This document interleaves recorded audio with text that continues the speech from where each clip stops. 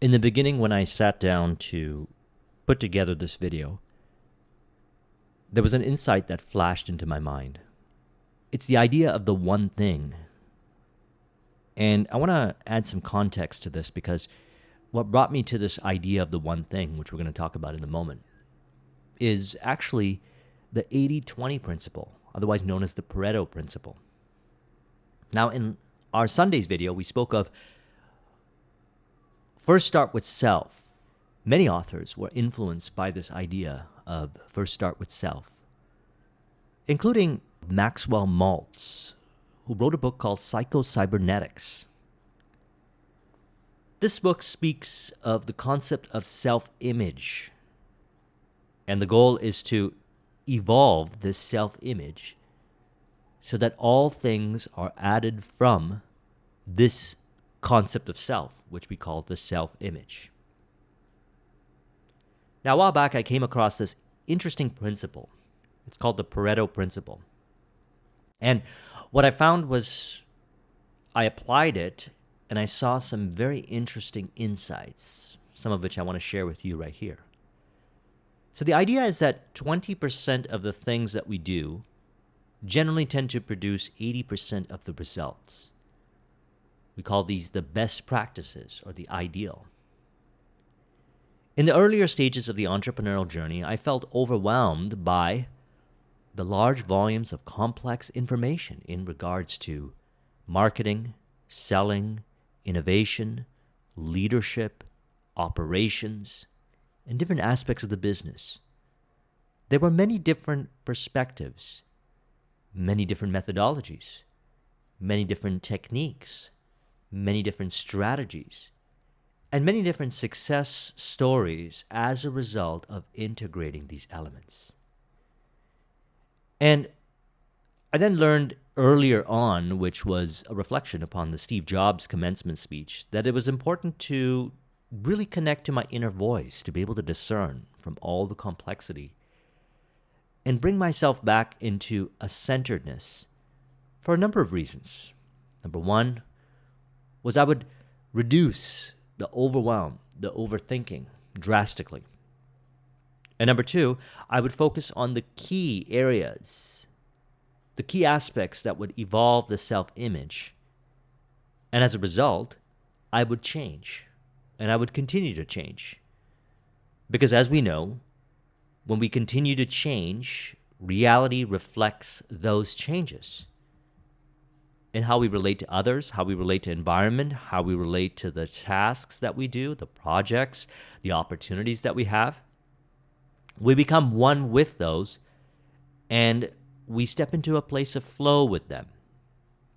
I looked at my business during those days, and I looked at all my revenue sources, and I actually found that 20% of the opportunities were producing 80% of the revenues. I looked at different areas of my life, and I found that 20% of the people, the information, the environments were producing 80% of the yield, the output, the benefit. I then started to further integrate this, and I found that it was stimulating me back into this connection with intuition to eventually find the one thing. Now, I want to reflect upon this quote here, which is from a book called The One Thing by Gary Keller. He says, I want to take Pareto's principle to an extreme, the 80-20 principle. I want you to go small by identifying the 20%, and then I want you to go even smaller by finding the vital few of the vital few. The 80-20 rule is the first word, but not the last, about success. What Pareto started, you've got to finish. Success requires that you follow the 80-20 principle, but you don't have to stop there. Keep going. You can actually take 20% of the 20% of the 20% and continue until you get to the single most important thing. Now, this is something that we spoke of when we discussed, and I'll put a link in the description to it, a couple books on habits, and it was known as the Keystone Habit. The idea behind it is you have one habit or one thing that you do each day. and you do that thing, be it a way of thinking, a behavioral thing, a skill to cultivate, going into a certain environment, and you find that this particular area transforms your psychology in a very accelerated way. It's like a big dose of being one with that vision, that identity, which is represented by that one thing. For me, it was public speaking. When I look back and I analyzed and saw that 80% of my business was coming from 20% of the revenue sources. I then applied this 20/20/20 idea and started fractioning it down even more so to identify the one thing that if I only did that one thing, it would continue to bring forth the results. And I said, what would that thing be? I found it was in public speaking. Now, this might be the case for you, or it might not. But the important part of this conversation is this idea that when we embody, do that one thing, we transform rapidly, and our reality reflects the fruits of that transformation. So I began teaching workshops, stepping up the volume of sales presentations I was doing, communicating more wherever I was with whoever was around me at the time, be it at a lineup, at a coffee shop, or sitting beside me on the airplane. I would always, and still till this day, unless I'm deeply immersed in what I'm doing at the moment, I'm always in conversation with somebody. I found that over the years, this one skill improved my ability to really understand myself and understand others. And upon reflection, I realized that this repetitive doing the one thing over and over again, which was for me the most important thing, translated into so much success in my life and continues to do so each day. From the skill that I developed, from the skill that I continue to develop and continue to practice and integrate through these videos and everything I do in relation to communication in regards to public speaking, as well as the individuals that I have met through the journey that opened up doors, that connected me with opportunities, that became business partners, became clients, became friends. The amazing relationships that were cultivated as a result of the one thing, which was a reflection of looking at what was working, what was producing results, by looking at it through the lens of the 80-20 principle. And I want to tie this in now to what we learned from Psycho-Cybernetics, because this is how we actually integrate this. So we have a self-image, we have an identity, we've been talking about this. And the more we encourage this self-image, which is ideal to the vision, the more we become that, and thus it is reflected in our reality, in the different people, how we relate, the opportunities, the environments, and so forth. We become what we identify with, and what we want to identify with is the ideal. Now, as mentioned, there's a lot of things that we can do. However, my trust with this conversation is that you will reflect and find that one thing for you, and that you will commit yourself to the next 30 days to practice, develop, and saturate your mind with that one thing, whatever it is. As I said, for me, it was a capability. It was a skill, public speaking. For you, it might be a way of thinking, a certain thought process. For example, if you're in business, then maybe it is engaging more with your audience or prospecting. If you work online and you want to spread your message, then it could be a committing to making one video on YouTube or one Instagram post every day for 30 days. This one thing not only produces results, it also has the ability to transform you into the ideal and saturate your mind with the ideal and work with this concept called the Servo Mechanism, which we're going to talk about now.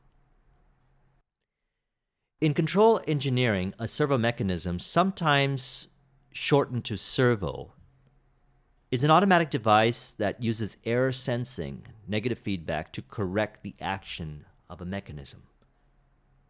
So you do the one thing, whatever it is to you. Let's use the example of public speaking.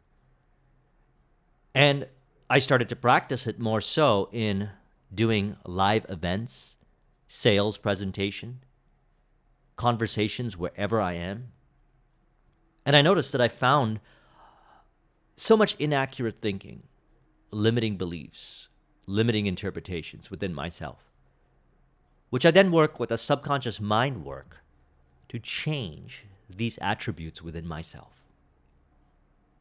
As these attributes change, and continue to change, might I add, because I believe that we can continuously get better and better at doing the thing that we know we really want to do. And by the way, this one thing also happens to be the thing that you love to do. This was the interesting thing that I found.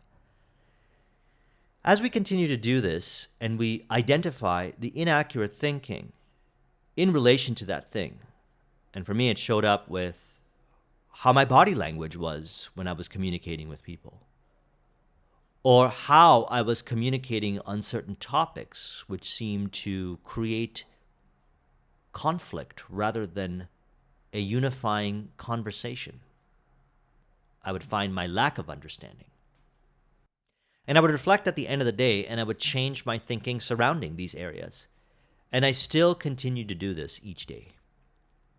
This is how we want to go about working with this concept of servo mechanism, which we learned from Psycho-Cybernetics. Now he says servo mechanisms are divided into two general types. One, where the target, goal, or answer is known, and the objective is to reach it or accomplish it. Number two, where the target or answer is not known, and the objective is to discover or locate it. Now I found it was actually both, because the target was to become more of an effective communicator as far as influence goes, so that I could generate more sales, more business, more opportunities in my entrepreneurial endeavors.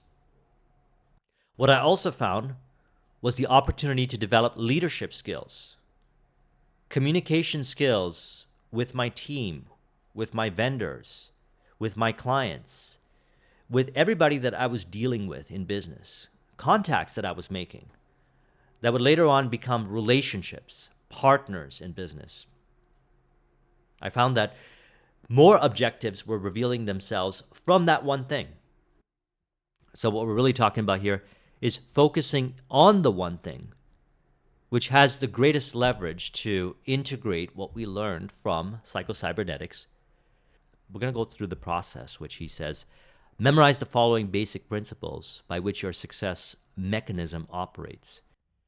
So we want to develop a self-image, a concept of self, through the repetition of the one thing, whatever that one thing is for you, to saturate the subconscious mind with the ideal capabilities, behaviors, environments, whatever it is for you, to bring forth the expressions of that self-image. And he says, the self-image is changed for better or worse, not by intellect alone, nor by intellectual knowledge alone, but by experiencing. We call this embodying, living the philosophy. When we learn something, it's important to apply what we learn so that it really gets wired into us at a deep level, integrating the spiritual, mental, emotional, and physical. So it becomes so natural and brings forth further optimizations, as he states, where the target or answer is not known and the objective is to discover or locate it. We can look at it from the perspective of part or whole. For example, a person sees themselves as a person that achieves a certain level of success. They see themselves. They then recognize that there's one thing that they can do, that if they do that thing, it's going to transform their lives. They don't know yet how it's going to transform their lives. It could be something like moving to another country, switching into another career. They don't know how the things will play out or what is going to happen as a result of it. But intuitively, they know that that's the one thing. So they do that thing, and the reality changes. And in that particular country that they move through, they might end up meeting a long-term relationship. They might end up meeting some clients or some friends. And they might end up starting a whole new life over there as a result of doing that one thing. Their entire self-image then changes to reflect through the repetition of engagement in that one thing. So he says, the self-image is changed for better or worse, not by intellect alone, nor by intellectual knowledge alone, but by experiencing. Wittingly or unwittingly, you develop your self-image by your creative experiencing in the past. You can change it by the same method. So we want to ask ourselves, are we recreating the past again and again and again? Or are we going to leverage the one thing that we can do to create the now from the future, from the vision, embodiment, representing?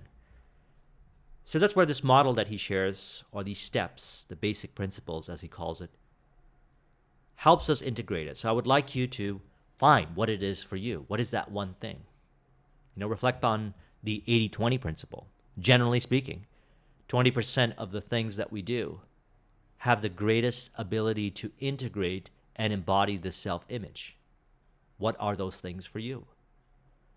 And if we create a list of those things and we find the 20% that's the highest leverage of that list, and then we fraction it down further, till we get the one thing that has the greatest ability to transform ourselves, to embody and represent that self-image. Because we know that, and we've been discussing it all throughout the videos over the last years, that as we continue to embody that self-image, our reality changes, our behaviors change, the people change, the environments change, the circumstances change, things change. And they change to reflect what we saw in our vision and everything in relation to it. Now, I'll speak from experience on this, and this is something that I've been studying and working with other individuals for over a decade now. Even when I got involved with my IT business, I was still so fascinated by the concept of changing the programming in the subconscious mind that I would hold regular conversations every day with friends, clients, and so forth, of the power behind this self-image. And everybody that I spoke to who had experienced transformation in their life was saying the same thing, although they said it in different ways. That they saw themselves as the ideal. And they committed to doing the things, remaining in the state of mind that was one with that vision. And eventually it became so natural for them. That way of being became so natural for them. And they looked around them as they saw the success, the financial success, the relationship success, the health and fitness success, or any other kind of successes, whatever categories in combination or one particular attribute. But usually we find it shows up in a combination. For example, as a person embodies the image, which is ideal to the vision, they'll notice that they will meet people that seem to be relatable to that self-image. Relationships, friendships. They'll notice they'll end up in certain environments. They'll notice they've cultivated certain behaviors. All of this can be accelerated by identifying what that one thing is and committing to it. Now, let's go through these principles that he talks about. He says, number one, your built-in success mechanism must have a goal or a target. This goal or target must be conceived as already in existence now, either in actual or in potential form. So you see yourself as that person at the end, and you've asked yourself and you've inventoried, what is that one thing? So you see yourself being an effective communicator, being influential in your area of expertise. Now, he says, number 2, the automatic mechanism is teleological, that is, operates or must be oriented to end result or goal. We find ourselves automatically drawn to the opportunities, the experiences, the things that we know we have to do to further embody that identity, the self-image. He says, do not be discouraged because the means whereby may not be apparent. It is the function of the automatic mechanism to supply the means whereby, when you supply the goal, think in terms of the end result, and the means whereby will often take care of themselves. So a hunch shows up. I'll reflect back on my experiences and the conversations that I've had with many on this journey. A hunch shows up of the one thing. Everybody knows what that one thing is once they see themselves at the end. Very interesting. They know the one thing they have to do. And it's important to commit to that one thing because, as he says here, do not be discouraged because the means whereby may not be apparent. So a person might start to overthink and say, well, what about this? Well, what about that in relation to the one thing? This is where we take the step anyways and do that thing. Because what I found is as you do that thing, other things tend to appear that relate to it, and the journey becomes more flow-based and things make even more sense. But in relation to what we're talking about here, we further embody that self-image. So the changes are actually happening as a result of further embodying that self-image by committing to that one thing. And number 3, do not be afraid of making mistakes or of temporary failures. All servo mechanisms achieve a goal by negative feedback, going back to the engineering definition. And I was very blessed to have a number of civil engineers as mentors when I was in corporate. And they had a very systematic way of doing things, which for me, I have a very artistic side, as well as I have a very architectural side, as well as I have a very engineering side. And what I found is throughout this journey, I fused them all together. I actually found that public speaking in the regards of effective communication was actually fusing all these things together. At the end of the day, you followed an architecture of ideal conversational best practices that I had learned from consultative selling, direct response marketing, and copywriting. However, there was art and style that was found within your authentic voice that was expressed through it. And there was also a process. You started a conversation, and that conversation could lead to a phone call. That phone call leads to a deep dive session where we look at their business. We then follow through with a proposal. And after they receive the proposal, we maintain regular contact until we acquire the client. So you see the fusion between the artistic side, the architecture of how it's all fused together with the engineering side.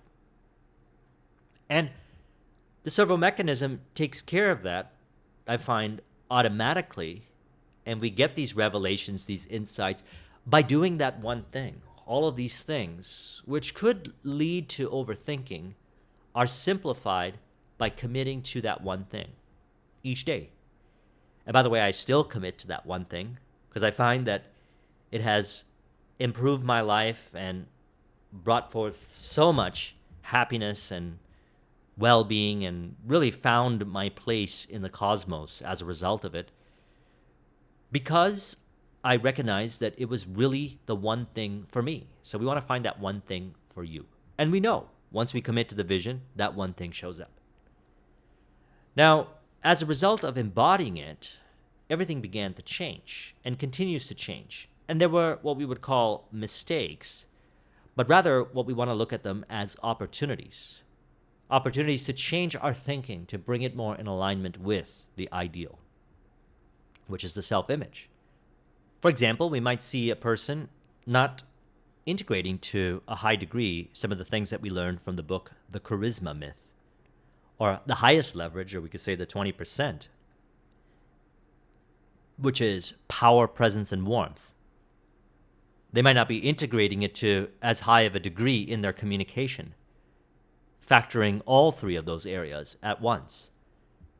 And they recognize that at the end of the day, this is not something that they're doing. Maybe they look at the power component, and power really means direction and specificity. They might feel that they're not having a direction as to where they are taking the interaction with the prospect or the client or the team member. So they can create an affirmation or an inner dialogue that says, I find myself automatically directing the conversation towards a mutual win-win outcome. Or they can tie in what we learned over the last few weeks, the Dr. Millikan affirmation. I find my conversations moving in the direction of profitability from a place of mutual benefit and integrity automatically. So as they continue to affirm that and have the inner dialogue in relation to that, what they will notice is when they show up to have those conversations, they will find that their conversations are further embodying that power element. That would be an example. So it's okay to make so-called mistakes. And then when we look deeper, we realize that this is part of the journey. As he states, all servo mechanisms achieve a goal, and the self-image is that. And as we embody it with the one thing, the servo mechanism takes care of achieving the goal by any negative feedback, cause and effect reflection, changing it as a result of maintaining that ideal state of mind, or by going forward, making mistakes, and immediately correcting the course. So he says, skill learning of any kind is accomplished by trial and error, mentally correcting aim after an error, until a successful motion, movement, or performance has been achieved. After that, further learning and continued success is accomplished by forgetting the past, discovering your success mechanism errors, and remembering the successful response so that it can be imitated. Now, the beautiful thing about reference experience, and that's why embodying it is so important, is anytime you do the thing that's the ideal, the one thing, you receive a whole lot of optimization data that you can reflect upon, whatever it is that you do. And from there, you can go back to the books, the trainings, the information, the mentors, and you can relate back to these experiences and find the accurate meaning, thus filtering the information. This is something that we taught for many years in the speed reading workshops that we did in partnership with Iris Reading. We said simply, if you know what you want to get out of the book in relation to your goal, you're going to find that you're going to read the book a lot faster, a lot more intuitively, because the information that is the most relevant, the 20% generally that produces 80% of the results, is going to pop up in awareness, and you are going to put more attention on that information. And as a result of placing attention on that information, you will comprehend what you are reading to a higher degree in relation to your vision. So thus the ratio of doing the one thing and at the end of the day, going and reflecting upon cause and effect reflection and optimizing further embodies this self-image and allows this journey to be a lot more flow-based rather than overwhelming and frustrating. Many of you know this last year I learned how to snowboard. And I was living up north in Blue Mountains, Ontario, and I had the opportunity to snowboard every day. And one of the things that I recognized was this same process here. I saw myself as eventually hitting a level of proficiency that I once imagined myself to be as a result of inspiration from watching some YouTube videos of some snowboarders. And I said, I want to be able to carve the hills like that. What ended up happening was I committed to this thing. The one thing was to just go down the slopes for about hour or two a day. And then after that, reflect back on the different errors that I made, or the different falls that I had, or the different discoveries that I made about how the board glides on certain types of snow and so forth, and go to certain YouTube channels and watch the specific videos covering those specific topics. Then I would integrate that information, and then the next day I would do that again for an hour or two, and I would repeat the process again and again and again. This is otherwise known as experiential learning, which is to learn by doing, by actual practice. It's the entrepreneur's way. We say we're going to build a business, and we a lot of times have no idea how we're going to get our clients, what our product or service is going to look like, what market we're going to be in. All we know is we're going to make it. And we get started. We commit to it. We assume it is done. And then to simplify it, if a person finds himself overwhelmed at that point with all the different options and things that they can do, is to simply ask themselves, what's the one thing? And if they need a filter to run through, use the 80-20 principle. 20% have the greatest ability to produce the 80% of the results, and fraction it down further till you find that one thing. And you do that one thing because you find that as you do that one thing, you get more clarity. I actually found that the one thing leads to clarity. It's very important to write that down. The one thing leads to clarity. So if clarity is what you're looking for, or if you found yourself overthinking, ask yourself what is the one thing, and remind yourself that by doing the one thing, it will lead to clarity. That's because the one thing is, when done, further integrating the self-image that's ideal to the vision. And it plays itself out in theater, in reality. And then what we see and experience in reality, which is a reflection of embodying that one thing, further impresses the subconscious mind and expresses again and again, and this cycle continues until you find yourself at the end result, until you have realized your vision, which also lays the foundation for future visions. And then finally, he says, you must learn to trust your creative mechanism to do its work, and to not jam it by becoming too concerned or too anxious as to whether it will work or not, or by attempting to force it by too much conscious effort. You must let it work rather than make it work. So this is a very important distinction, letting it work. And when our mind is not clouded by overthinking all the different potentialities, all the different information, and we commit to the one thing, we experience lightheartedness. Now, this is something that I say a lot. What we want is a lighthearted, unwavering conviction in relation to the vision, in relation to the end. Because then we have internal peace. And then we allow the subconscious mind to work and express through us, to bring forth results in a lot of times unexpected ways. If I look back at my journey, I didn't know that all these different aspects of the journey were going to play out, that I was going to meet certain people, or I was going to end up in certain opportunities. Now, keep in mind, as I'm having this conversation with you now, I recognize that I could do this even more. So I want to make this commitment with you that together we're going to do our one thing. And we're going to commit to our one thing to a higher degree, more so than we've ever done before, for 30 days. And through this commitment, we can reflect back on this video and observe the transformation that has resulted, and we will know that the one thing had contributed to changing the concept of ourselves. We became who we were desiring to become in our vision.